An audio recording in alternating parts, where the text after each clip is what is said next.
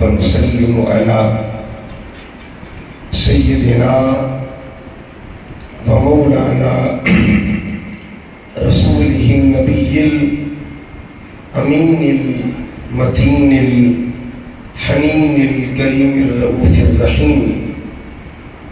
أما بعد فأعوذ بالله من الشيطان الرجيم. بسم الله الرحمن الرحيم. قال الله تبارك وتعالى في كلامه المجيد: قل إن كنتم تحبون الله فاتبعوني يحببكم الله. صدق الله مولانا العظيم. قال النبي صلى الله عليه وآله وسلم: من أحب حسنا وحسينا وأباهما وأمهما فقد أحبني، ومن أحبني فقد أحب الله. وصدق رسوله النبي الكريم: إن الله وملائكته يصلون على النبي یا ایھا الذین آمنوا صلوا علیہ وسلموا تسلیما. محبت کے ساتھ درود و سلام پیش کریں. اللہم صلی علی سیدنا و مولانا محمد و علی آل سیدنا و مولانا محمد وبارک وسلم علیہ. الصلاۃ والسلام علیک یا سیدی یا رسول اللہ وعلا آلکا و اصحابکا یا سیدی یا حبیب اللہ. نہایت والد الاحترام قابل صدحہ تکریم و احتشام علماء کرام، محترم قاری شیر محمد سیالوی صاحب، قائدین تحریک منہاج القرآن و پاکستان عوامی تحریک، محترم حاجی محمد اسلم صاحب، محترم محمد طارق انصاری صاحب، محترم محمد انیس انصاری صاحب، محترم خالد حفیظ بھٹا صاحب، جملہ عشاقان مصطفیٰ، غلامان مصطفیٰ، سامعین و حاضرین، اللہ رب العزت کا کروڑہا مرتبہ احسان عظیم ہے جس کی توفیق خاص کے ساتھ آج ہم سب مل کر ان ہستیوں کا ذکر کر رہے ہیں کہ جن کا ذکر فجر کی نماز کے اندر اللہ کرواتا ہے. ان کا ذکر کر رہے ہیں جن کے ذکر کے بغیر ظہر کے سجدے قبول نہیں ہوتے. ان کا ذکر کر رہے ہیں جن کے ذکر کے ساتھ عصر کی نماز تکمیل پاتی ہے. ان کا ذکر کر رہے ہیں کہ جن کے ذکر سے مغرب کو وقار ملتا ہے. اور ان کا ذکر کر رہے ہیں جن کے ذکر سے عشاء کی نماز کامل ہوا کرتی ہے. 2 مرتبہ جب آپ فجر پڑھیں، 4 مرتبہ آپ کو آل محمد کہنا پڑے. اللہم صلی علی محمد و علی آل محمد، اللہم بارک علی محمد و علی آل محمد. آپ کو فجر میں 4 مرتبہ آل محمد کہنا پڑے گا. آپ کو ظہر میں 8 مرتبہ آل محمد کہنا پڑے گا. آپ کو عصر میں 6 مرتبہ آل محمد کہنا پڑے گا. آپ کو مغرب میں 6 مرتبہ آل محمد کہنا پڑے گا. آپ کو عشاء کی نماز میں 14 مرتبہ آل محمد کہنا پڑے گا. مطلب یہ ہوا یہ وہ ذکر ہے جو فرضوں کا حصہ نہیں، یہ نمازوں کا حصہ ہے. یہ اللہ کی عبادت کا حصہ ہے، یہ بندگی کا حصہ ہے. اس لیے ہم ذکر کرتے ہیں فخر کے ساتھ، اہتمام کے ساتھ. پھر دیکھیے گا آپ ہر نماز میں ذکر آل محمد کرتے ہیں. کبھی ترتیب دیکھیے آپ نے، ترتیب میں 2 فیملیز کا ذکر ہے. اللہم صلی علی محمد و علی آل کما صلیت علی ابراہیم و علی. پہلے بتائیے کس آل کا ذکر آیا؟ آل ابراہیم کا پہلے ذکر آیا یا آل محمد کا پہلے ذکر آیا؟ یہ ترتیب نماز ہے، ترتیب نماز ہے. اللہ نے نماز کی ترتیب کس سے رکھوائی ہے؟ آقا اسلام فرماتے ہیں سلو کما رأیتمونی صلی، نماز پڑھنی ہے تو مجھے تکتے جاؤ، جیسے جیسے میں پڑھتا ہوں تم پڑھتے جاؤ۔ اس کا مطلب یہ ہوا یہ ترتیب خود ذات مصطفیٰ نے بنائی ہے۔ اچھا ایک یہ ترتیب اس کو ذہن میں رکھیں، ایک ترتیب اور ہے۔ علامہ اقبال فرماتے ہیں غریب و سادہ و رنگی ہے داستان حرم، نہایت اس کی حسین ابتدا ہے اسماعیل۔ اچھا اگر مہینوں کو دیکھیں، پچھلا مہینہ بھی گزرا ہے اور یہ مہینہ بھی گزر رہا ہے، وہ مہینہ بھی قربانی والا، یہ مہینہ بھی قربانی والا، وہ مہینہ بھی خاندان والا، یہ مہینہ بھی خاندان والا، وہ مہینہ بھی 10 والوں کا اور یہ مہینہ بھی 10 والوں کا، وہ مہینہ بھی میدان والوں کا، یہ مہینہ بھی میدان والوں کا۔ ان کے میدان کو مینا کہتے ہیں، ان کے میدان کو کربلا کہا جاتا ہے۔ اچھا یہ جو ہجری کیلنڈر ہے، اس کا آغاز، اس کی ہسٹری کیا ہے؟ آقا صلی اللہ علیہ وسلم کی ظاہری حیات طیبہ میں کیلنڈر نہیں بنا، تو کہ تعلق ہجرت کے ساتھ ہے ہجری سال کا، لیکن کیلنڈر ایجاد نہیں ہوا۔ حضرت سیدنا ابوبکر صدیق کا دور آتا ہے، کیلنڈر نہیں بنا۔ جناب فاروق اعظم کا دور آیا، کیلنڈر بنا۔ اب انہوں نے کیلنڈر بنایا تو ترتیب انہوں نے کیا رکھی؟ وہ ترتیب فاروقی کیا؟ وہ جانتے تھے پہلے قربانی کس نے دی ہے، وہ جانتے تھے بعد میں قربانی کس نے دی ہے، کہ دینی ہے، وہ سب کچھ جانتے تھے۔ آقا کو صلی اللہ علیہ وسلم سے سنا ہوا تھا اور پچھلے معاملات کو پڑھا ہوا تھا، لیکن جب انہوں نے ترتیب بنائی تو پہلا مہینہ کون سا رکھا؟ پہلا کون سا رکھا؟ محرم کا۔ آخری کون سا رکھا؟ ذی الحجہ کا۔ جنہوں نے قربانی پہلے دی ان کا مہینہ رکھا آخر پہ، جنہوں نے قربانی دینی تھی ان کا مہینہ رکھا پہلے۔ یہ مزاج کیا ہے؟ ادھر مزاج محمدی، ادھر مزاج فاروقی، نتیجہ ایک نکلتا ہے۔ کل جہان کے خاندانوں میں جس خاندان کو اللہ نے افضل بنایا ہے وہ خاندان محمد مصطفیٰ صلی اللہ علیہ وسلم، وہ خاندان مصطفیٰ ہے۔ لہذا یہ وہ خاندان ہے جن کا ذکر نمازوں کے اندر ہوتا ہے۔ آؤ آج قرآن سے اس خاندان کو تلاش کرتے ہیں۔ اللہ پاک فرماتا ہے قل ان کنتم تحبون اللہ۔ یہ میں جس سورت سے آیت پڑھ رہا ہوں یہ بھی ایک خاندان کے نام پہ بنی ہے، ایک فیملی کے نام پہ بنی ہے۔ اس سورت کا نام ہے آل عمران۔ کیا نام ہے جی؟ آل عمران کا معنی عمران کی فیملی، عمران کے بچے، عمران کے گھر والے۔ کون عمران اور کس کی آل؟ کون عمران اور کس کی آل؟ یہ کون ہے؟ حضرت مریم کے بابا جان۔ اچھا ان کا کمال بھی سنیے گا، جب دوسرا پارہ ختم ہوتا ہے اس میں اللہ تعالیٰ نے یہاں بھی فیملیز کا ذکر کیا، اور وہ کس کس فیملی کا ذکر کیا؟ جہاں اللہ نے تابوت سکینہ کا ذکر کیا، فرمایا بقیۃ مما ترک آل موسیٰ و آل ہارون۔ ایک ایسا صندوق تھا جس میں ترکہ تھا۔ کیا تھا جی؟ ترکہ تھا۔ کس کا ترکہ؟ آل موسیٰ کا اور آل ہارون۔ موسیٰ کا نہیں، آل موسیٰ کا۔ یہ ذہن میں بات رکھنی ہے، آل موسیٰ کا ترکہ تھا۔ امام نصفی رحمۃ اللہ تعالیٰ علیہ تفسیر مدارک میں نقل کرتے ہیں وہ ترکہ کیا تھا۔ اس ترکے میں جوتے تھے، چند جوتے بھی تھے۔ اچھا اس صندوق کا مقام کیا تھا؟ تحملہ الملائکہ، فرشتے اٹھاتے تھے، تقریم کرتے تھے، تعظیم کرتے تھے۔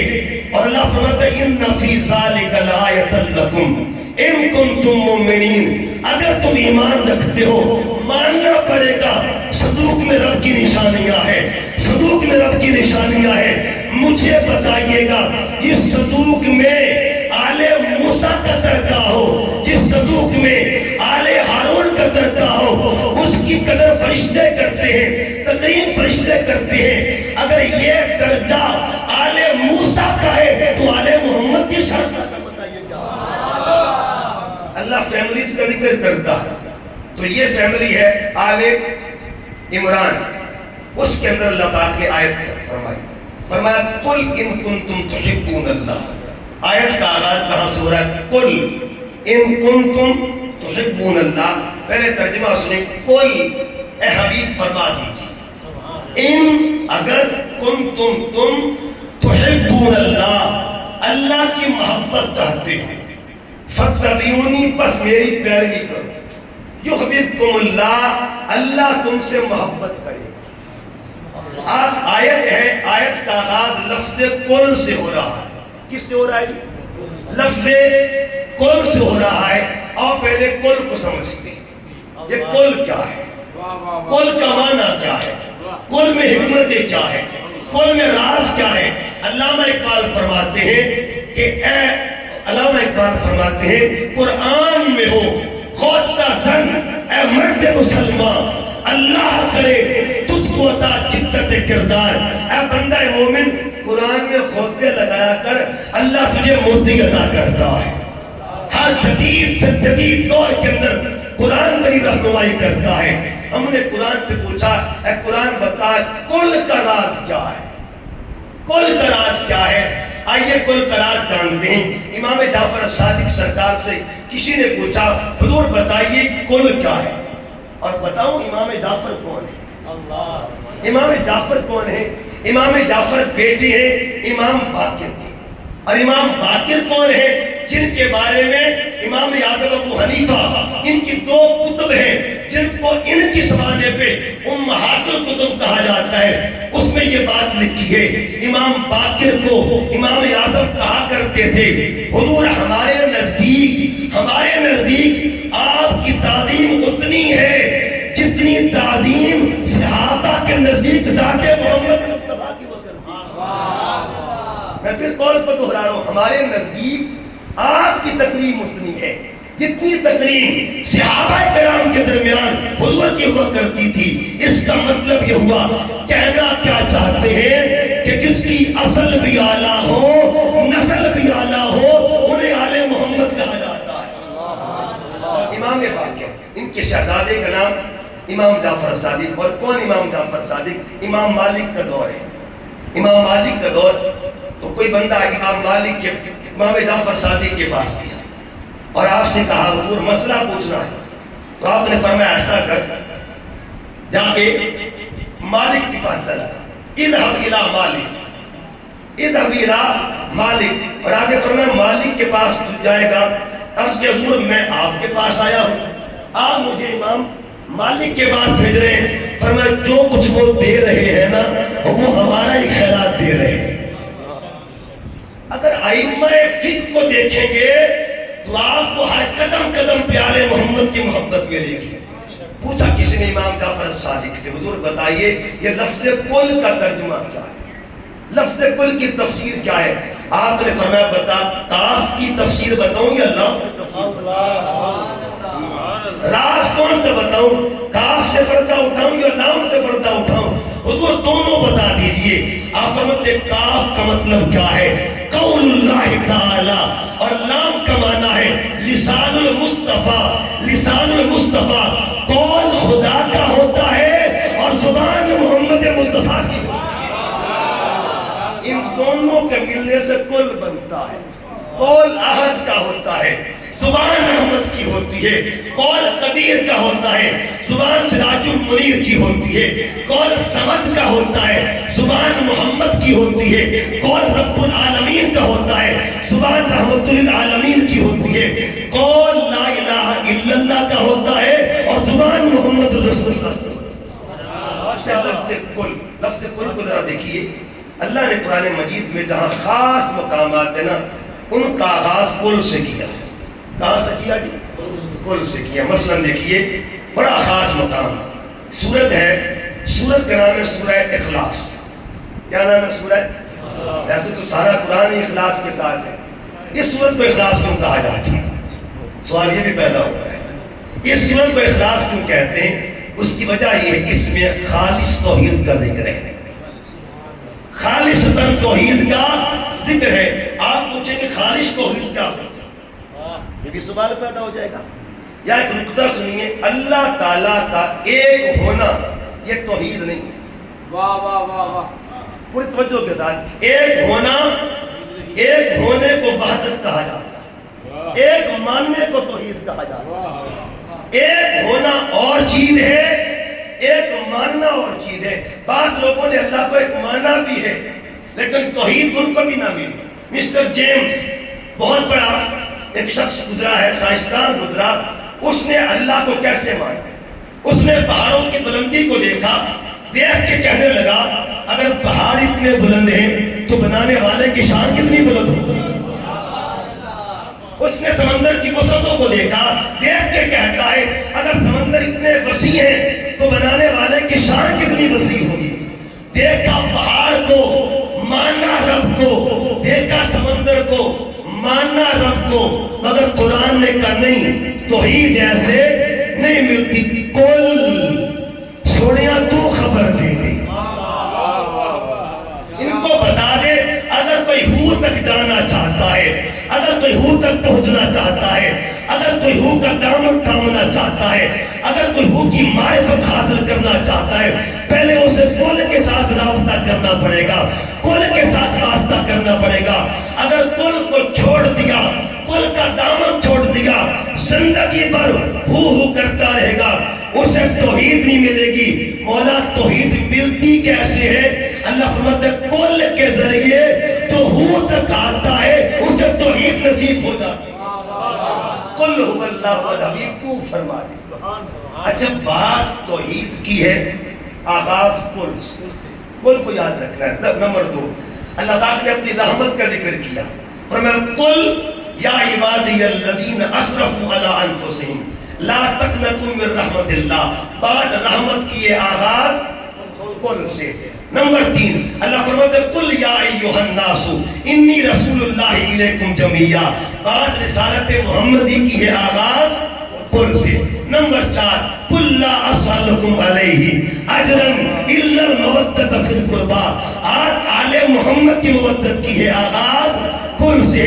مولا راز کیا ہے کب پتہ نہیں، لفظ کل میں دو ذاتوں کی منشا ہوتی ہے، آگے جو مضمون ہے پردے میں دو ذاتیں ہوتی ہیں، جو منمون ہے چاہت میں دو ذاتیں ہوتی ہیں، جو مضمون ہے مرثیتوں کی ہوتی ہیں۔ بات آل محمد کی ہو، بات توحید کی ہو، بات رسالت کی ہو تو سمجھ لینا یہ وہ حکم ہے جس کے پیچھے ذات خدا بھی ہے، ذات محمد مصطفیٰ۔ قل ان کنتم تحبون اللہ فاتبعونی یحببکم اللہ۔ میں حضور کی آل کی طرف جاتا ہوں لیکن ایک چین ہے، اس کو سمجھیے گا انشاءاللہ مزہ آئے گا۔ وہ چین کیا ہے؟ اللہ فرماتا ہے کہ ایسا کرو اگر تم چاہتے ہو نا کہ اللہ تم سے محبت کرے، اللہ تم سے، ہر بندہ چاہتا ہے کہ اللہ ہم سے، ہر بندہ چاہتا ہے اللہ ہم سے محبت کرے، تو مولا تیری محبت کا وسیلہ کون ہے؟ تیری محبت پانے کا ذریعہ کون؟ فرمایا پڑھ کے دیکھو فاتبعونی، اتباع کرو محبوب کی، اللہ کے محبوب بن جاؤ۔ اتباع محبوب کرو، اللہ کے محبوب بن جاؤ گے۔ اب لوگوں نے دیکھا بڑا شارٹ کٹ سا راستہ ہے، اتباع کرو، بس اتباع کرو، محض اتباع کرو، صرف اتباع کرو، اللہ محبت کرتا ہے۔ ہم نے پوچھا مالک بڑا آسان کا نسخہ ہے، اتباع کرو، اتباع کرو، کتنی چیزیں ہوئی؟ اتباع کرنے سے محبت ملتی ہے، بس اتباع کرو، محض اتباع کرو، اللہ کی محبت ملے گی۔ ہم نے قرآن سے پوچھا اے قرآن بتا صرف اتباع کرنے سے، صرف اتباع کرنے سے اللہ کی محبت مل جاتی ہے؟ قرآن نے کہا نہیں، اتباع سے بھی پہلے کچھ ضروری ہے۔ اب وہ چیز کون سی ہے؟ پارہ نمبر 9 میں چلیے، سورہ اعراف میں اللہ فرماتا ہے فَالَّذِينَ آمَنُوا بِهِ فَعَزَّرُوهُ وَنَصَرُوهُ وَاتَّبَعُوهُ۔ پہلے ایمان لاؤ گے تب اتباع کرو گے۔ اب کتنی چیز ہوگی؟ ایمان لاؤ گے اتباع کے قابل بنو گے، اور اتباع کامل کرو گے اللہ محبت کرے گا۔ مالک بس 3 چیزیں ہیں، ایمان لائے پھر اتباع۔ مومن کا دعویٰ تو ہر کوئی کرتا ہے، جس طرح ہر شخص کہتا ہے میں اتباع کرتا ہوں، اسی طرح ہر شخص کہتا ہے میں مومن ہوں۔ مولا یہ بھی بتا دے ایمان والا کون ہے، تاکہ بات کھل کے ہو جائے نا۔ اللہ فرماتے میرے حبیب سے پوچھو، آقا فرماتے لا یؤمنو احدکم حتی اکون احب الیہ من والدہ وولدہ والناس اجمعین، کوئی بندہ اس وقت تک مومن نہیں ہو سکتا تب تک ہر شے سے بڑھ کر ذات مصطفیٰ سے محبت نہ کر لے گا۔ اب چیزیں بڑھتی جا رہی ہیں، نسخہ بڑھتا جا رہا ہے۔ پہلے تھا اتباع کرو محبت مل جائے گی، کہا نہیں اتباع سے پہلے ایمان ضروری ہے۔ اب کہا نہیں ایمان اسی کو ملے گا جس کے دامن میں محبت مصطفیٰ ہو۔ اگر محبت رسول نہیں ہے تو دعویٰ ایمان بیکار ہے، اگر محبت رسول نہیں ہے ایمان سے بندہ خالی ہے۔ اب پوچھا کیا 4 چیزوں سے گزارا ہوگا؟ اب دیکھنا یہ ہے کہ محبت رسول کیسے ملے، ترتیب یاد رکھنی ہے۔ محبت رسول کیسے ملے گی، کہاں سے ملے گی؟ کوئی ایسا بھی ہے جن سے محبت کرنے سے رسول کی محبت مل جاتی ہے، کوئی ایسا بھی ہے جن کا پیار کرنے سے رسول کا پیار مل جاتا ہے۔ میرے آقا نے خود ہی حل فرما دیا، فرمایا من احب حسنا وحسینا، من احب حسنا وحسینا واباہما وامہما فقد احبنی، جس نے حسن و حسین سے محبت کی، ان کے بابا سے محبت کی، ان کی اماں سے محبت کی، فقط احبنی، اس نے محمد مصطفیٰ سے محبت کی ہے۔ کتنی چیزیں ہو گئی جی؟ 5 چیزیں یاد رکھنی ہے۔ حضور کی آل کی محبت ہوگی تب جا کے محبت رسول نصیب ہوگی، حضور کی محبت ہوگی ایمان کامل ہوگا، ایمان کامل ہوگا اتباع کے قابل بنو گے، اتباع قابل ہوگی تو اللہ محبت فرمائے گا۔ یہ ترتیب یاد رکھنی، اللہ محبت کرے گا۔ اچھا اللہ بھی محبت کرتا ہے، اللہ بھی محبت کرتا ہے، یقیناً کرتا ہے۔ یا اللہ کو نشانی تو بتا دے محبت کس سے کرتا ہے۔ یہ 11واں پارہ میرے سامنے ہے، سورہ توبہ ہے۔ اللہ محبت کرتا ہے، سونے ربا کس سے محبت کرتا ہے؟ فرمایا واللہ یحب المطہرین، اللہ پاکوں سے محبت۔ اللہ کس سے محبت کرتا ہے جی؟ پاکوں سے محبت کرتا ہے، اللہ پاکوں سے محبت کرتا ہے۔ اے قرآن آج کھل کے بتا دے سب کو کہ پاک کون ہوتے ہیں۔ اگر اللہ پاکوں سے محبت کرتا ہے تو قرآن کی تفسیر قرآن سے ہونے چاہیے۔ قرآن بتا پاک کون ہوتے ہیں، پاک کون ہوتے ہیں۔ اب پاک 2 قسم کے ہوتے ہیں۔ کتنے قسم کے جی؟ 2 قسم کے۔ ایک وہ ہیں جو ذریعے سے پاک ہوتے ہیں اور ایک وہ ہے جو ارادے سے پاک ہوتے ہیں۔ ایک وہ جو ذریعے سے پاک ہوتے ہیں اور ایک وہ جو ارادے سے پاک ہوئے۔ ہم نے قرآن سے پوچھا قرآن بتا ذریعے والے کون ہیں، یہ ذریعے والے کون ہیں؟ قرآن پاک ہمیں سورہ مائدہ میں لے گیا، فرمایا یا ایھا الذین آمنو، اے ایمان والو، اذا قمتم، جب تم ارادہ کرو نماز پڑھنے کا، الی الصلاۃ فاغسلوا وجوہکم، اپنے چہرے دھویا کرو، وامسحوا برؤوسکم، آگے مکمل فاغسلوا وجوہکم وایدیکم الی المرافق وامسحوا برؤوسکم وارجلکم الی الکعبین۔ یہ ساری باتیں کر کے اگر تم نے پاک ہونا ہے نا تو پھر تمہیں سبب ڈھونڈنا پڑے گا۔ اچھا پاک ہونے کے لیے، یہ مجھے پانی، یہ پاک، اچھا پاک ہونے کے لیے پہلا ذریعہ کیا ہے جی؟ پانی۔ پہلا ذریعہ کیا ہے؟ اللہ فرماتے ہیں آپ پہ ہی پاک ہو جاؤ، خود ہی پاک ہو جاؤ۔ وَإِن كُنتُمْ جُنُوبًا فَاطَّهَّرُوا، خود ہی پاک ہو جاؤ۔ اچھا پاک ہونے کے لیے پہلا ذریعہ کیا ہے جی؟ اچھا پانی بھی ایسا ہونا چاہیے جس میں 2 خوبیاں، کتنی خوبیاں ہو؟ کہ خود بھی پاک ہو، خود بھی اس کا مطلب ہے لوگ کہتے ہیں پنجتن پاک کو پاک کیوں کہتے ہو؟ میں نے کہا تیرے گھر کا پانی پاک ہو سکتا ہے، محمد کا خون پاک نہیں ہو سکتا بتا؟ تیرے گھر کا پانی پاک ہو اور تو اسے پاک سمجھے، صرف پاک سمجھتا نہیں بلکہ اس کے اختیار کو بھی مانتا ہے، اس کے اتھارٹی کو مانتا ہے کہ یہ پاک ہے بھی اور پاک کرتا بھی ہے، پاک ہے بھی اور پاک کرتا بھی ہے۔ اس میں 2 خوبیاں، خود بھی پاک ہے، اگلے بندے کو بھی پاک کرتا ہے۔ اچھا اس کی یہ پاک کرتا ہے، لیکن اس کی ایک لیمٹ ہوتی ہے، حد میں پاک کرتا ہے، حد میں پاک کرتا ہے، حد میں پاک کرتا ہے۔ آپ نے وضو کرنا چاہا، ہاتھوں سے پانی گزرا برتن میں چلا گیا، آپ نے وضو کرنا چاہا، چہرے سے گزرا برتن میں گیا، آپ کی اعضاء سے گزرا برتن میں گیا، پاؤں سے گزرا برتن میں گیا۔ اب جو پانی آپ کے ہاتھ سے گزر کر برتن میں گیا ہے وہ پلید ناپاک نہیں ہوا ہے، وہ پاک۔ اس سے آپ برتن دھو سکتے ہیں، یہ اصول فقہ ہے، اس سے آپ کپڑے دھو سکتے ہیں، اصول فقہ ہے۔ لیکن وہ پانی جو ہے اس سے پوچھا وہ پانی کا دست صحیح کسی اور کو بھی پاک کر سکتا کہ نہیں کر سکتا؟ اگر کوئی اور بندہ وضو کرنا چاہے تو کر سکتا ہے؟ اس نے کہا نہیں، میری حد ختم ہو چکی ہے، میرے ہاتھ کھڑے ہو چکی ہیں۔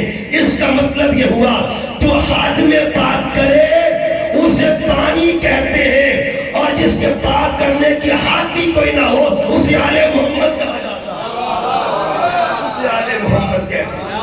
آپ پوچھیں گے وہ کیسے؟ ایک مثال، ابھی شکیل صاحب کی شعر پڑھ رہے تھے خواجہ اجمیر کا، شاہ است حسین، بادشاہ است حسین، دین است حسین، دین پناہ است حسین۔ بعض یار لوگ اس شعر کو بھی کہتے ہیں کہ خواجہ اجمیر کا نہیں ہے۔ علامہ منشا تابش قصوری صاحب ایک اوتھینٹک شخصیت ہے، جامعہ نظامیہ کے معلم ہے، لوہاری گیٹ میں پڑھاتے رہے۔ انہوں نے اپنی کتاب میں لکھا یہ ربائی کسی اور کی نہیں ہے، یہ خواجہ اجمیر کی ربائی ہے۔ شاہ است حسین، بادشاہ است حسین، دین است حسین، دین پناہ است حسین۔ یہاں تک رکنا چاہتا ہوں، یہاں تک تھا مقام حسین۔ کیا تھا؟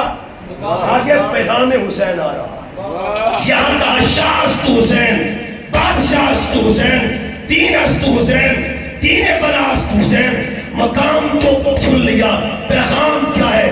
بس سرداد، سرداد ناداد کر، سر دے دیا ہاتھ نہ دیا تو سر کو قربان کر دے، لیکن ظالم کے ہاتھوں میں ہاتھ نہ دے، اسے حسین کہا جاتا ہے۔ آپ نے علامہ اقبال کا شعر بھی پڑھا ہوگا، خودی کو کر بلند اتنا۔ یہ خودی کیا ہوتی؟ خودی کیا ہوتی؟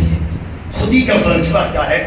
خودی کو کر بلند اتنا، کیا تقدیر سے پہلے خدا بنتے سے خود پوچھے بتا تیری رضا کیا ہے؟ خودی کا فلسفہ خواجہ اجمیر نے یہ بیان کیا ہے کہ سرداد خودی یہ ہے کہ سر کو دے دیا جائے مگر ظالم کی ہاتھ میں ہاتھ نہ دیا جائے۔ خودی کے اس پیکر کو امام حسین کہا جاتا ہے۔ جس نے محبت کر لی، اللہ پاکوں سے محبت کرتا ہے، اللہ پاکوں سے محبت۔ اب پاک دو قسم کے، ایک وہ جو پانی کے ذریعے پاک ہوتے ہیں۔ کس کے ذریعے جی؟ پانی کے ذریعے پاک ہوتے ہیں۔ نمبر دو، قرآن کہتا ہے فَلَمْ تَجِدُوا مَاءً فَتَيَمَّمُوا صَعِيدًا طَيِّبًا، اگر پانی نہ ملے تو مٹی لے لیا کرو، مٹی لے لیا کرو۔ اچھا مٹی پاک ہوتی کہ نہیں ہوتی؟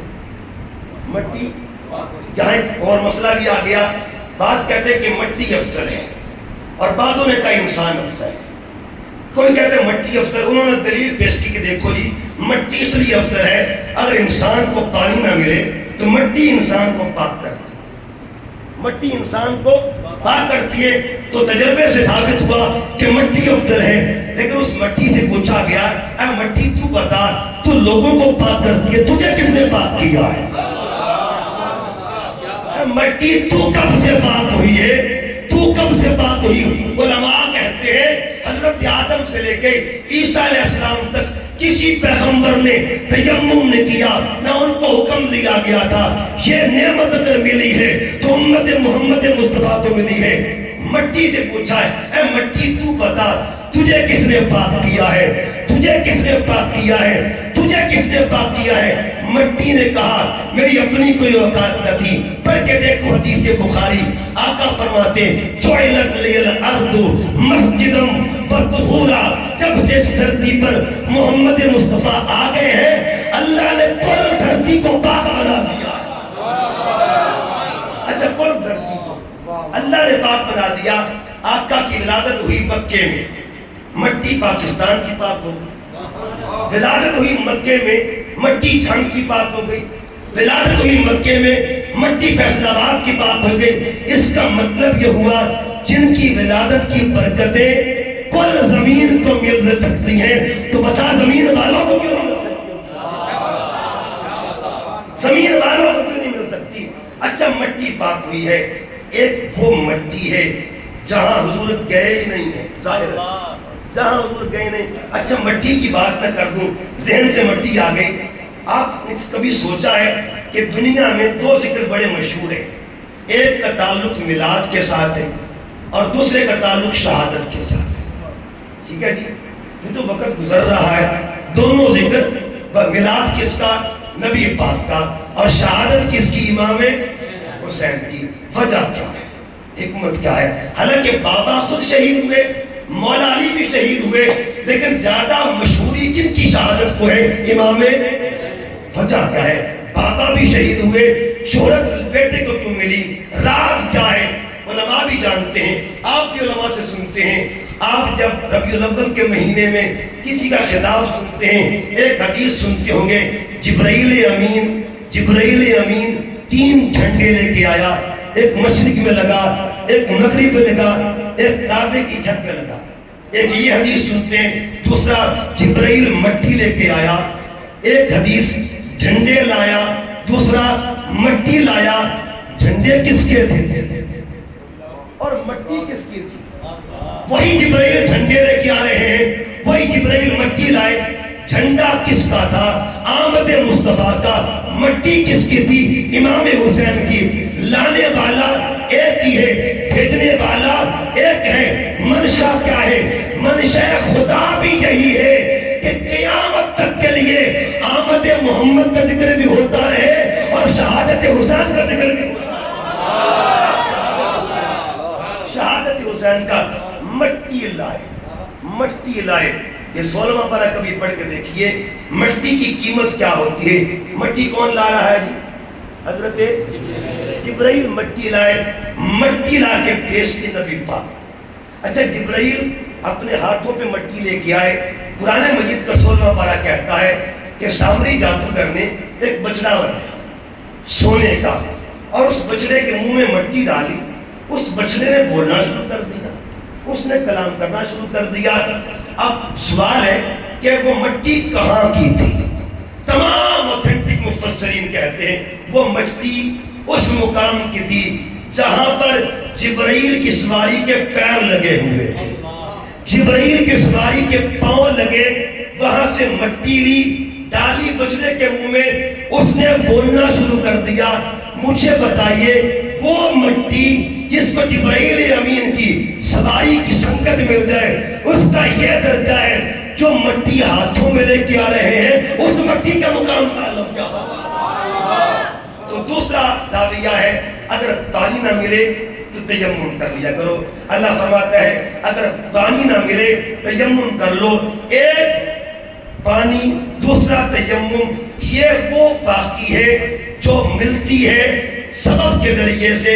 اللہ فرماتا ہے اگر طاہر ہونا ہے تو سبب لو، سبب کو پانی کہتے ہیں، سبب کو مٹی کہتے ہیں۔ اب آئیے ذرا دوسرا نمبر، یا اللہ اور بھی کوئی طاہر ہے؟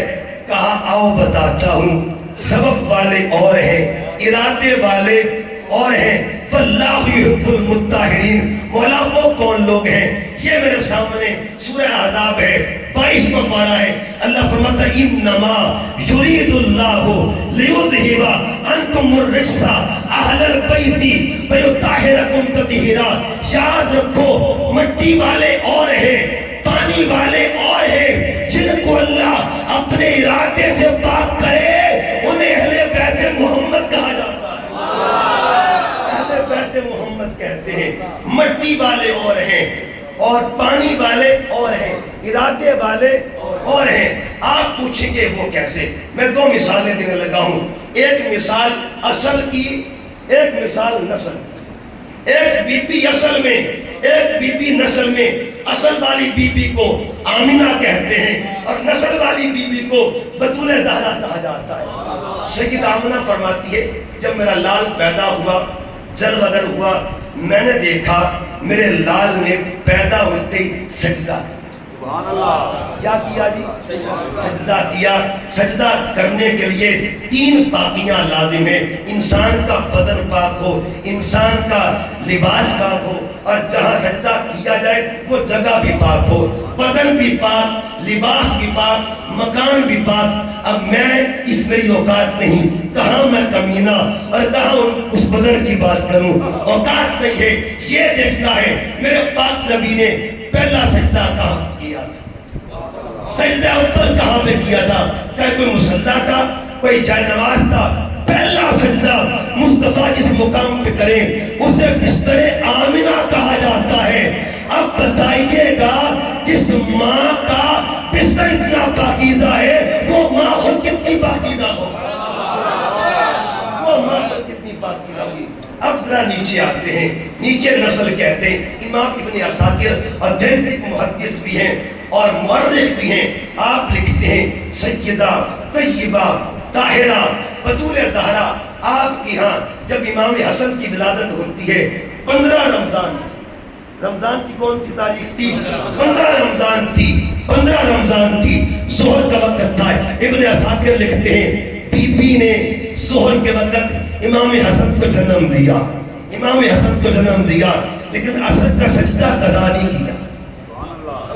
عصر کا سجدہ قضا نہیں کیا. اب معاملہ 2 تھا, بچہ رات کو بھی پیدا ہو سکتا تھا, لیکن دن کی ولادت میں 2 معاملے آ گئے. ایک معاملہ نماز کا, ایک معاملہ روزے کا. ابن عساکر لکھتے ہیں 15 رمضان کو جن کے ہاں امام حسن آتا ہے اس بی بی کا نہ سجدہ چھوٹا تھا نہ روزہ ٹوٹا تھا. مطلب یہ ہوا بچے کی ولادت کے بعد جس کا سجدہ قضا نہ ہوا ہو اس طاہرہ کو بطول زہرا کا, اس طاہرہ کو بطول زہرا کہتے ہیں. اور اگلی بات سنیے گا, یہاں پہ شیخ ایک بہت بڑی شخصیت امام اسماعیل حقی رحمۃ اللہ علیہ, آپ کی تفسیر کا نام تفسیر روح البیان یسألونک عن المحیط کے تحت لکھتے ہیں. آپ فرماتے ہیں جتنی مسلمان مائیں بہنیں بیٹیاں ہوتی ہیں مسلسل 30 دن تک نماز نہیں پڑھ سکتی. کچھ ایام ایسے آتے ہیں جب خاتون نماز نہیں پڑھتی. آگے لکھتے ہیں ایک بی بی ایسی تھی, ایک خاتون ایسی تھی, ایک وجود مقدس دادا جس کا پورے مہینے کبھی سجدہ قضا نہ ہوا تھا. بتاؤ کون تھے؟ آگے لکھتے ہیں اس وجود مقدس کو بطول زہرا کہا جاتا. یہ جو ماہانہ معاملہ ہوتا ہے نا ہماری ماں بہنوں بیٹیوں کا, یہ جب رک جاتا ہے تو علامت ہوتی ہے کہ اب یہ رک گیا ہے, اب آثار ہیں بچے کی ولادت کی.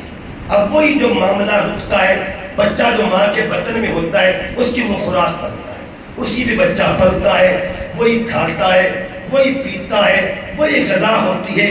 یہ اصول عام ہے. لیکن سوال یہ ہے جب سیدہ پاک اس معاملے سے ہی دور تھی تو پھر ان کے بدن میں حسن پلتا کیسے ہوگا, ان کے بدن میں حسین پلتا کیسے ہوگا, وہ کیا کھاتے ہوں گے, وہ کیا پیتے ہوں گے, ان کی خوراک کیا ہوگی. اس کا جواب امام احمد رضا خان رحمۃ اللہ علیہ دیتے ہیں. آپ فرماتے ہیں تیری نسل پاک میں ہے بچہ بچہ نور کا, تو ہے نور, تیرا سب گھرانہ نور. اللہ پاکوں سے محبت کرتا ہے, اللہ پاکوں سے محبت کرتا ہے, اللہ پاکوں سے محبت کرتا ہے. اور آپ پاکی کس کو کہتے ہیں, طہارت کس کو کہتے ہیں, عصمت کس کو کہتے ہیں. آپ کو نام لے رہا تھا سیدہ فاطمہ کا. میں خود سید ہوں لیکن میں نے کبھی سیدہ پاک کا نام سید بن کے لیا ہی نہیں. کمی بن کے نام لیتا ہوں, گولا بن کے نام لیتا ہوں, پینا بن کے نام لیتا ہوں, خیراتی بن کے نام لیتا ہوں. ان کا نام ایک فاطمہ ہے. فاطمہ کا روٹ ورڈ کیا ہے؟ فا, تو اور میم. اس کا معنی فتمن, چھڑانے والا. جو ماں اپنے بچے کو دودھ چھڑا دے 2 سال کے بعد اس بچے کو عربی میں فتیم کہتے ہیں. فتیم کہتے ہیں جس بچے کو ماں دودھ چھڑا دے. اب فاطمہ کا معنی ہے چھڑانے والی. کیا معنی ہے جی؟ چھڑانے والی. یہاں پہ امام حسبی لکھتے ہیں اس کا مطلب یہ ہے آقا فرماتے قیامت کے دن میری بیٹی فاطمہ گناہگاروں کو دوزخ سے چھڑانے کا انتظام کرے گی، جو گناہگاروں کو دوزخ سے چھڑائے گی اسے بی بی کو فاطمہ کہا جاتا ہے۔ بطول، دوسرا لفظ کیا ہے؟ بطول کا روٹ ورڈ کیا ہے؟ با، تا اور لام۔ سورہ مزمل پڑھیے، وَتَبَدَّلْ إِلَيْهِ تَبْدِيلًا، تبدیل کہتے ہیں الگ ہو جانے کو، کٹ جانے کو، جدا ہو جانے کو۔ اس کی تفسیر کیا ہے؟ رات کو بندوں سے کٹ کر، بندوں سے کٹ کر جو اللہ کی بندگی کرتی تھی اس عابدہ کو بطول کہا جاتا ہے۔ اور تیسرا لفظ آپ کے ایمان پہ بہار آئے گی، آپ کے ایمان پہ بہار۔ تیسرا لفظ ہے زہرا۔ کیا لفظ ہے جی؟ کیا لفظ ہے جی؟ سبحان اللہ نہ کہیں، بس یہ نام اس لیے لے تاکہ آپ کے گھر میں جو بیٹی بیٹھی ہے نا اس پہ اس نام کی برکت نصیب ہو جائے، جو مائیں بیٹھی ہیں ان کو برکتیں مل جائیں۔ زہرا کا معنی پاکستان اور انڈیا میں کلی لیا جاتا ہے، لیکن مصر کی یونیورسٹی کے اندر جتنی بھی عربی بکس ہیں ان کے اندر جب بھی زہرا کا لفظ پڑھیں گے کلی معنی نہیں ہوگا، پھول مراد ہوگا۔ زہرا کا مطلب کیا ہے جی؟ پھول ہے۔ اب پھول کا ایک اور نام بھی ہے، سورہ رحمان پڑھیے، اللہ فرماتا ہے فَكَانَتْ وَرْدَةً كَالدِّهَانِ فَبِأَيِّ آلَاءِ رَبِّكُمَا تُكَذِّبَانِ۔ پھول کو وردہ بھی کہتے ہیں۔ کیا کہتے ہیں جی؟ وردہ۔ پھول کو زہرا بھی کہتے ہیں، پھول کو وردہ بھی کہتے ہیں۔ آج تک کسی نے بی بی پاک کو وردہ بطول نہیں کہا، فاطمہ وردہ نہیں کہا، فاطمہ زہرا کہتے ہیں۔ حکمت کیا ہے؟ وردہ کا مطلب بھی پھول ہے، زہرا کا معنی بھی پھول ہے، لیکن فرق یہ ہے یہ کمال احتیاط ہے، کمال تکریم ہے، کمال تعظیم ہے، کمال ادب ہے۔ ایک وہ پھول ہے جس کو وردہ کہتے ہیں، ایک وہ پھول ہے جس کو زہرا کہا جاتا ہے۔ آپ پوچھیں گے فرق کیا ہے؟ پھول کی دو شکلیں ہوتی ہیں، ایک پھول کھلا ہوتا ہے، ایک پھول بند ہوتا ہے۔ اگر پھول کھلا ہو تب نام اور ہوتا ہے، اگر پھول بند ہو تب نام اور ہوتا ہے۔ کھلے پھول کو وردہ کہتے ہیں اور جو پھول پردے میں ہو اسے زہرا کہا جاتا ہے، اسے زہرا کہتے ہیں۔ مجھے کہنے دیجئے جن کے نام میں اتنا پردہ ہے ان کی زینب کے پردے کا عالم کیا ہوگا، ان کی ذات کے پردے کا عالم کیا ہوگا۔ اللہ پاکوں سے محبت کرتا ہے۔ اچھا پاکی دو طرح کی ہوتی ہے، ایک انفرادی پاکی، آئے ہائے ہائے آؤ کربلا چلتے ہیں، ایک اجتماعی پاکی ہے۔ ایک پاکی وہ ہوتی ہے جو فرد واحد کو میسر ہوتی ہے، ایک وہ پاکی ہوتی ہے جو پورے اسلام کو میسر ہوتی ہے۔ اگر ایک بندے نے پاکی حاصل کرنی ہو پانی ملے گا، بندہ پاک ہونا چاہتا ہے پانی نے پاک کر دیا۔ ایک دن ایسا بھی آیا یزید کی غلاظتیں، یزید کی نجاستیں، یزید کی پلیتیاں جب اسلام کے دامن پر اثر انداز ہونے لگی، اسلام دوڑتا ہوا، اسلام چلتا ہوا، اسلام چلتا ہوا، جس کے دروازے پہ آتا ہے اسے حسین کہا جاتا ہے۔ اسلام نے کہا تو ہوگا حسین مجھے پاک کر دو، حسین مجھ پر پلید کا حملہ ہو گیا ہے، حسین مجھ پر ناپاکوں کا حملہ ہو گیا ہے، حسین مجھے پاک کر دے۔ اب حسین نے پاک پانی سے نہیں کیا، یہ کتنی بڑی پاکیزگی تھی، یہ چھوٹی پاکیزگی نہیں، حسین یہ بڑی پاکیزگی ہے۔ اس کے لیے پانی کام نہیں کرے گا، اس کے لیے اصغر کو دینا پڑے گا، اس کے لیے خون دینا پڑے گا۔ کبھی خون اصغر ہوگا، کبھی خون اکبر ہوگا، کبھی خون اون ہوگا، کبھی خون محمد ہوگا، کبھی خون عباس ہوگا۔ اس کا مطلب یہ ہوا جس نے اپنے خون کو دے کے اسلام کو پاک کیا ہے اس طاہر کو حسین کہا جاتا ہے۔ اپنا خون دے کے اسلام کو پاک کیا اس طاہر کو حسین کہتے ہیں۔ اب یہ دیکھیے کبھی کبھی ہم سوچے کریں کہ حسین کو قرآن میں تلاش کریں۔ میں آخری 15 منٹ کی بات گفتگو کروں گا، بس زیادہ دیر نہیں۔ قرآن سے ڈھونڈے حسین، قرآن سے ڈھونڈے حسین کو۔ یہ دیکھیے انا اعطینا کل کوثر، انا اعطینا کل کوثر۔ آگے فرمایا فصلی لربک وانحر، فرمایا نماز پڑھیے اور قربانی دیجیے، نماز پڑھیے اور قربانی دیجیے۔ مولا وہ نمازی کہاں ملے گا؟ ایک وقت میں جو دو کام کرے، جو سر جھکاتا بھی ہو سر کٹاتا بھی ہو، سر جھکائے بھی خدا کے لیے سر کٹائے بھی خدا کے لیے، فصلی پہ عمل کر کے سر جھکاتا ہو، فنہر پہ عمل کر کے سر کٹاتا ہو۔ ہم نے کہا قرآن بتا وہ نمازی کہاں ملے گا؟ تو قرآن نے کہا تمہیں پتہ نہیں حضور کا فرمان کیا ہے، انی تارکن فیکم مستقلین، میں تمہارے اندر دو چیزیں چھوڑ کے جا رہا ہوں، کتاب اللہ ہے و عترتی، ایک کو اللہ کا کلام کہتے ہیں اور ایک کو آل محمد کہتے ہیں۔ اگر سمجھنا ہے نا تو آل محمد کے دروازے پر جا۔ قرآن نے کہا مجھے تقریر کہتے ہیں اور آل محمد تو تفسیر کہا جاتا ہے۔ تفسیر وہاں سے ملے گی، تفسیر وہاں ملے گی، کہاں ملے گی؟ فصلی۔ اچھا اس پہ غور کیجیے، انا اعطینا الکوثر، سوڑیاں ہم نے تمہیں سب کچھ دیا ہے، ساری کثرتیں دی، تیرا شہزادے جنت جوانوں کے سردار، بیٹی جنت کی عورتوں کے سردار، اور علی کل ولیوں کے سردار، محبوب ہم نے سب کچھ دیا ہے، تمہیں بھی کچھ دینا پڑے گا۔ ہم نے سب کچھ دیا ہے، آقا پر عطا ہوئی۔ اب میرے آقا نے کہا حسین اللہ نے جو کچھ دیا ہے نا اس کا صلہ بھی دینا ہے۔ نانا حاضر ہوں، نانا حاضر ہوں۔ اب یہاں سنیے گا، نانا نے مدینہ میں بیٹھ کے حسین سے کہا حسین بہت کچھ دینا پڑے گا، یہ تین دو چیزیں یاد رکھنی ہیں۔ ایک ادھر دیکھیں، ادھر ہے نام محمد صلی اللہ علیہ وآلہ وسلم، مدینہ اور عطا، محمد مدینہ اور عطا، ادھر حسین کربلا اور وفا، ادھر محمد مدینہ عطا حسین کربلا اور وفا۔ آپ پوچھیں کہ کیا ہے؟ محمد میں بھی حرف 4 ہیں اور حسین میں بھی حرف 4 ہیں، مدینہ میں حرف 5، کربلا میں بھی حرف 5، عطا میں حرف 3، وفا میں بھی حرف 3، ادھر بھی حروف 12 ہیں ادھر بھی 12 ہیں۔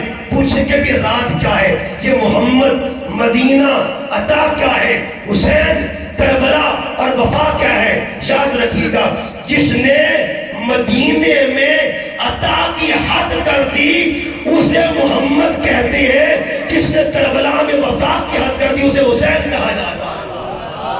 عطا کیا ہے؟ گلا کس نے چوما تھا اور گلا کس نے لگوایا تھا؟ چومنے کو عطا کہتے ہیں، کٹوانے کو وفا کہتے ہیں۔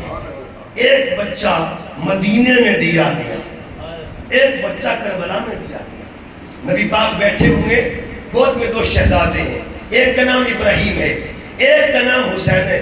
جبرائیل آئے، عرض کیا آقا اللہ کی منشا ہے، ایک رکھ لے ایک دے دے، جو چاہے رکھ لے جو چاہے دے دے۔ سرکار نے کیا کیا؟ حسین کو رکھ لیا اور اپنے لال کو بانٹ دیا۔ یہ سودا تھا، یہ سودا تھا۔ ادھر کیا ہوا؟ نواسے نے کہا نانا جان آپ نے مجھ پر اپنا لال بارا ہے نا، ایک وقت وہ بھی آئے گا آپ کی ذات پر اپنا لال بار دوں گا۔ جس نے مدینے میں اپنا بچہ حسین پہ بار دیا اس ذات کو ذات محمد کہتے ہیں، اور جس نے کربلا میں اصغر بار دیا اسے حسین کہا جاتا ہے۔ کون حسین؟ کون حسین؟ امام زین العابدین ایک دن بیٹھے تھے، آپ سے کسی نے پوچھا اے امام بتائیے، ہر وقت آپ کی آنکھوں میں آنسو رہتے ہیں، ہر وقت آنسو رہتے ہیں، گریہ رہتا ہے، وجہ کیا ہے؟ ایک فارسی شاعر نے اس کا جواب دیا، گفت زین العابدین غم تازہ کر دی اے پسر، تو نہ جیتی واقعات کربلا من دیدہ۔ داغ ہجرہ آپ سے آپ کے بیٹے نے پوچھا کہ بابا جان بات کیا ہے؟ آپ نے جواب دیا گفت زین العابدین غم تازہ کر دیا اے پسر، اے بیٹے تو نے میرا غم تازہ کر دیا ہے۔ تو نہ دیدی واقعات کربلا من دیدم، کربلا تو نے نہیں دیکھا وہ میں نے دیکھا۔ داغ ہجرہ بردل من کم درد یعقوب نیش، داغ ہجرہ بردل من کم درد یعقوب نیش، وہ پسر کن کردہ بودو من پدر کن کردہ۔ یہ میرے دل میں جو داغ لگا ہوا ہے یہ یعقوب کے داغ سے کم تو نہیں، یہ یعقوب کے داغ سے کم۔ بابا کوئی طبیب منگواتا ہوں آپ کا علاج کرواتے، آپ نے کہا نہیں بیٹا یہ طبیبوں کا معاملہ ہی نہیں، یہ طبیبوں کا معاملہ نہیں ہے۔ اصرار کیا طبیب آتا ہے، اس نے آ کے نبض چیک کی امام زین العابدین کی، اور نبض چیک کر کے کہتا ہے کہ اے امام زین العابدین آپ کو بیماری کوئی نہیں لگی، کوئی غم لگا ہوا ہے، غم لگا ہوا ہے، کیفیت غم ہے۔ ایسا کرے غم ہلکا کرنے کے لیے دو تجاویز ہے قبول فرما لیں۔ آپ فرماتے بتا، کہا کہ پہلی تجویز ہے جب صبح کا وقت آئے نا، ہوا چلے تو آپ باہر نکلا کریں، نہر کے کنارے کنارے سیر کیا کریں، جب نہر کے پانی کو دیکھیں گے نا آپ کا غم ہلکا ہو جائے گا۔ میرے امام نے جب نہر کا نام سنا نا، کہتے طبیب نہر کی بات مت کرنا، ہم نے نہریں دیکھی ہیں۔ اس نے کہا حضور نہر کی بات نہیں، کوئی اور مشورہ ہے، جب شام کا وقت آئے نا بازار کی چہل پہل دیکھا کریں، جب بازار کی رونق دیکھیں گے غم ہلکا ہو جائے گا۔ کہا طبیب چپ کر جا، بتا علاج کر رہا ہے یا تو بدلہ لے رہا ہے، ہم نے بازار بھی دیکھے ہوئے ہیں۔ کس بازار کی بات کر رہے ہیں؟ کس بازار کی؟ فرماتے تمہیں ایک بازار کی بات بتائیں، ایک بازار کی بات کرتے ہیں۔ حضور کس بازار کی؟ فرمایا شام کا بازار تھا، آل محمد کا قافلہ بازار شام سے گزر رہا تھا، شدید بدبخت نے دائیں بائیں لوگ کھڑے کر دیے کہ تماشا کرو وہ دیکھو باغی جا رہے ہیں۔ اچانک ایک بی بی چبارے پر بیٹھی قرآن پڑھ رہی تھی، اس نے اپنی خادمہ سے کہا کہ لگتا ہے کوئی مسافر جا رہے ہیں، کیا روٹیاں لے گا اور مسافروں کو کھانا کھلا گیا۔ مسافروں سے محبت کرنا میرے درس میں شامل ہے، مسافروں سے محبت کرنا میری تربیت میں شامل ہے۔ وہ خاتون آتی ہے اور چلتی چلتی سیدہ زینب کی بارگاہ میں عرض کی بی بی السلام ہو آپ پر، یہ کھانا قبول فرما لے۔ سیدہ زینب نے پوچھا اے ہمیں کھانے دینے والی بتا، تو ہمیں جانتی ہے ہم کون ہیں؟ کوئی تعارف ہے ہمارا کون ہے؟ عرض کی جانتی تو نہیں ہے، میری مالکہ چبارے پر بیٹھی آپ کو تک رہی تھی، اس نے بھیجا ہے۔ فرمایا جاؤ مالکہ کو بلا کے لا۔ ایک بڑھیا لاٹھی کے سارے چل کے آتی ہے، سیدہ زینب کو سلام عرض کیا اور پوچھا آپ نے مجھے بلایا ہے؟ فرمایا بی بی بتا یہ تم نے کھانا بھجوایا؟ جی میں نے بھجوایا۔ بتا ہمیں جانتی ہے؟ عرض کیا جانتی تو نہیں ہوں، پھر بتائیے کھانا کیوں بھجوایا؟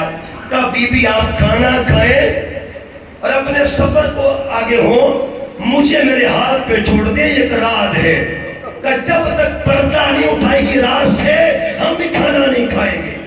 اس نے کہا پھر آپ نے مجبور کیا ہے نا، تو پھر ایک کیفیت بتاتی ہوں، میرا اصل دیش شام میں نہیں، میں مدینہ طیبہ کی رہنے والی ہوں۔ جب مدینے کا نام آتا ہے سیدہ زینب کو یوں لگ رہا تھا جیسے وجود شام کے بازار میں ہے اور وہ مدینہ پہنچ چکی ہے۔ فرمایا جلدی بتا مدینہ میں کہاں رہتی تھی؟ عرض کیا بی بی یہاں میری شادی ہوئی ہے، مدینہ میں گھر تھا اور ایک گھر میں جا کے نوکرانی کا کام کیا کرتی تھی، ان کے برتن دھویا کرتی تھی، خدمت کرتی تھی۔ میری مالکہ بڑی مہربان تھی، روز شام کے وقت میری بی بی مجھے درس دیا کرتی تھی، کہتی بیٹے زندگی میں اگر کسی کو موڑ پر کوئی مسافر مل جائے نا ان سے محبت کرنا، ان سے پیار کر لینا۔ سیدہ زینب نے جب یہ سنا نا تو پوچھا بی بی کیا تو اپنی مالکہ کا نام بتائے گی مجھے؟ شام کے بازار میں اس خاتون نے نظریں جھکا کے ادب سے کہا ہاں میری مالکہ کو سیدہ طیبہ طاہرہ مخدومہ کائنات بطول زہرا کہا جاتا ہے۔ یہ بات ہوئی نا تو سیدہ پاک نے فرمایا بی بی جلدی بتا جب تو وہاں کام کرتی تھی اور کون کون وہاں ہوا کرتا تھا؟ اور جب بچے کھیلا کرتے تھے، ایک شہزادے کا نام حسن تھا، ایک کا نام حسین تھا، ایک دھیرانی بھی تھی جس کو زینب کہا جاتا تھا، وہاں میں رہا کرتی تھی۔ سیدہ زینب نے یہ باتیں سنی نا کہ بی بی تمہاری مہربانی، تم نے ہم سے محبت کی، ہم سے پیار کیا، مانگ بدلے میں کیا مانگتی ہے؟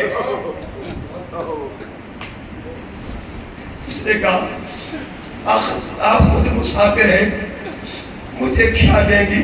سیدہ زینب نے کہا مسافر ضرور ہے، مجبور نہیں ہے۔ مجبوریاں اور ہوتی ہیں، رضا کے سودے اور ہوا کرتے ہیں۔ یہ رضا کے سودے مانگ جو مانگتی ہے، اس نے کہا جی بس دعا کر دیں، زندگی گزر گئی ہے، مدینے نہیں جا سکی میں، دعا کر دے اللہ پھر مجھے کبھی مدینے لے کے جائے۔ میری مرشدہ کے بچے وہاں رہتے ہیں، مجھے خبر ملی تھی حسن کو زہر دے دیا گیا، چلو اب مدینے جاؤں گی، حسین سے تو ملوں گی نا، زینب بیٹی سے تو ملاقات ہوگی نا۔ جب یہ بات ہوئی سیدہ زینب نے فرمایا بی بی ایک بات بتا، کیا تو زینب سے ملنا چاہتی ہے؟ زینب کو دیکھنا چاہتی ہے؟ اس نے اب کہ جی دیکھنا چاہتی ہوں، کہ اگر آج اسی بازار میں تیرے سامنے زینب اتنی بات کی بی بی کام جاتی ہے، کہا بیٹی ہوش سے بات کر، کہاں سیدہ زینب اور کہاں شام کا بازار؟ تجھے خبر ہے زینب کن کی بیٹی ہے جن کی تحریر کو فرشتے بھی بغیر پوچھے پار نہیں کرتے تھے، ان کی بیٹی کو زینب کہا جاتا ہے۔ کہاں سیدہ زینب؟ بیٹی قیامت نہیں آ جائے گی اگر یہاں زینب آگی۔ سیدہ زینب نے اس قریب کیا، آہستہ سے پردہ اٹھایا، اٹھا کے فرمایا بی بی ذرا غور سے مجھے دیکھ میں کون ہوں۔ اس نے نگاہ اٹھائی نا، بزرگ تھی، بی بی تھی، کمزور نگاہ تھی، غور سے دیکھا تو چیخ نکل جاتی ہے، کہتی مجھے تیرے چہرے سے فاطمہ کا نور نظر آ رہا ہے۔ زینب بتا تیرا ویر کدھر ہے؟ فرمایا وہ سر جو نیزے پہ قرآن پڑھ رہا ہے اسے حسین کہا جاتا ہے، اسے حسین کہتے ہیں۔ دوستان محترم، آل محمد کی وفائیں، آل محمد کی محبتیں، آل محمد کی قربانیاں، اور پھر وہ وقت بھی آتا ہے اس حال میں بھی جو عطائیں کرنے والے ہوں، اس حال میں بھی جو کمال کرنے والے ہوں۔ جب شام کے بازار میں جسے سوق حمیدیہ کہا جاتا ہے، وہاں یہ قافلہ پہنچا، ایک خاتون قریب آتی ہے، اس نے کہا قافلے والو تمہارے اندر کوئی طبیب ہو، حکیم ہو، میرا بچہ بیمار ہے، علاج کروانا چاہتی ہوں۔ تو انہوں نے زیدیوں نے تبصر کیا کہ وہ جو بیڑیوں والا بیٹھا ہے نا وہی تمہارا طبیب ہے، اس کے پاس چلی جا۔ امام زین العابدین کے پاس حاضر ہوئی، عرض کیا میں نے سنا ہے آپ بہت بڑے طبیب ہیں، میرا بچہ بیمار ہے، علاج تو کر دیا۔ امام عالی مقام زین العابدین نے کہا بی بی بتا تیرا گھر کدھر ہے؟ عرض کیا قریب گھر ہے۔ سواری کو رخ موڑا، جب گھر کے بالکل قریب پہنچے اندر سے بچی نکلتی ہے، اس نے کہا اس طبیب کو واپس بھیج دے، میرا ویر فوت ہو گیا۔ کوئی فائدہ نہیں آنے کا ان کا، کوئی فائدہ نہیں آنے کا۔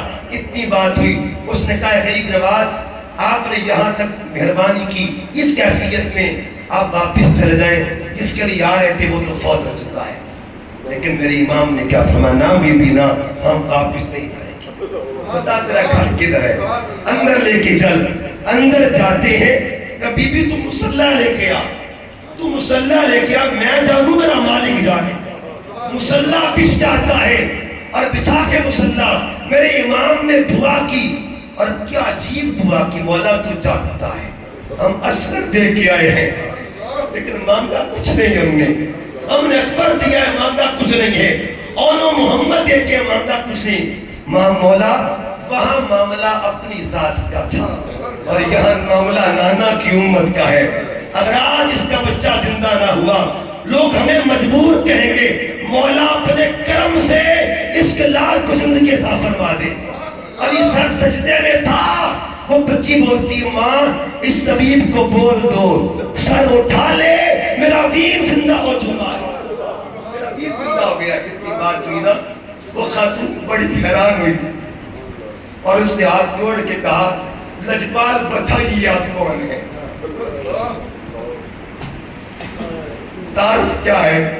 اور یہ وہ تعارف ہے کہ جب خلیفہ مروان جب مکہ مکرمہ میں داخل ہوتا ہے نا، امام زین العابدین بیٹھے ہوئے تھے، مروان بن حکم جب آتا ہے اس بدبخت نے پوچھا، اور ایسے پوچھا مذاق میں یہ کون بیٹھا ہوا ہے؟ تو فرزدق نے کیا کہا تھا، ہاذا تعریف البھاز الذی تعریف البدھا، او بدبخت انسان تجھے کیا خبر، تو نہیں جانتا تو نہ جان مکے کا ذرہ ذرہ جانتا ہے، گلشن آل محمد کے پھول کو زین العابدین کہا جاتا ہے۔ رات کو زین العابدین کھڑے ہیں، پوچھا اس بی بی نے حضور کون ہے، تعارف کیا ہے؟ کہا نا بی بی یہ تیرا معاملہ نہیں، تیرے بچے کو زندگی مل گئے۔ اس نے کہا مجھے آپ حکیم نے لگتے، مجھے کریم لگتے، آپ بتائیں کون ہے، آپ بتائیں کون ہے؟